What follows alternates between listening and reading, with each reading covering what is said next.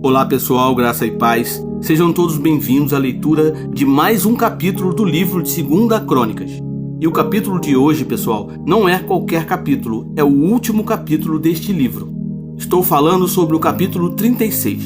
E como sempre fazemos, vamos abrir a nossa Bíblia e vamos folheando ela até chegar ao capítulo 36 deste livro, que fala sobre os outros reis de Judá e a queda de Jerusalém. Diz assim a palavra de Deus.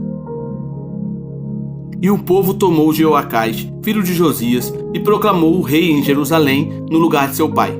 Jeoacás tinha 23 anos de idade quando começou a reinar, e reinou 3 meses em Jerusalém. O rei do Egito destronou-o em Jerusalém e impôs a Judá um tributo de 3,5 toneladas de prata e 35 quilos de ouro. O rei do Egito proclamou Eliaquim, irmão de Jeoacás, rei sobre Judá e sobre Jerusalém, e mudou-lhe o nome para Jeoaquim.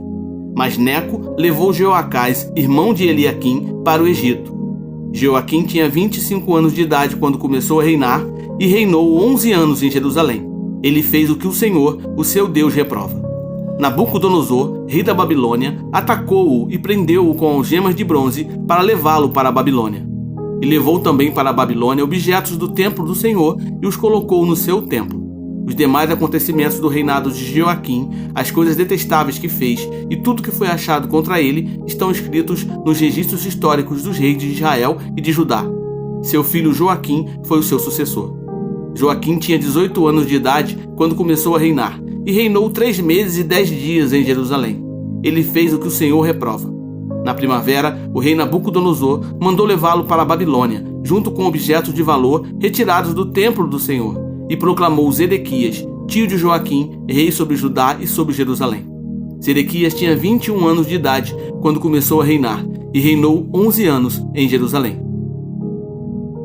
Ele fez o que o Senhor, o seu Deus, reprova, e não se humilhou diante do profeta Jeremias, que lhe falava como porta-voz do Senhor.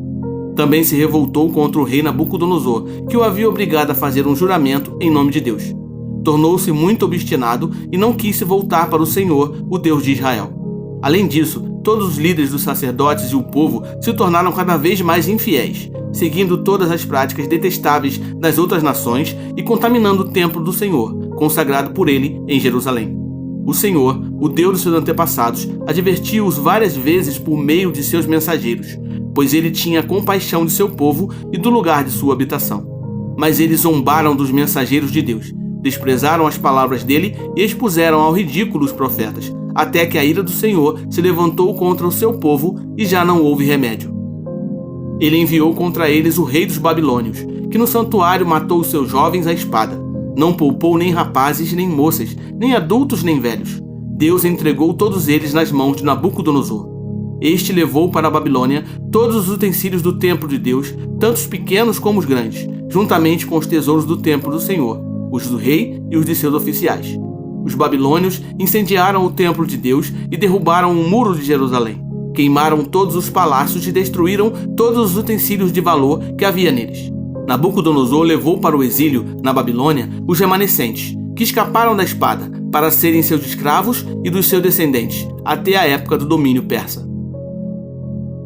A terra desfrutou os seus descansos sabáticos. Descansou durante todo o tempo de sua desolação, até que os 70 anos se completaram, em cumprimento da palavra do Senhor anunciada por Jeremias. No primeiro ano do reinado de Ciro, rei da Pérsia, para que se cumprisse a palavra do Senhor anunciada por Jeremias, o Senhor tocou no coração de Ciro, rei da Pérsia, para que fizesse uma proclamação em todo o território de seu domínio e a pusesse por escrito, nestes termos.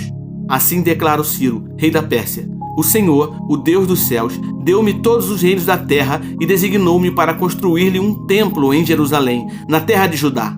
Quem dentre vocês pertencer ao seu povo, vá para Jerusalém, e que o Senhor, o seu Deus, esteja com ele.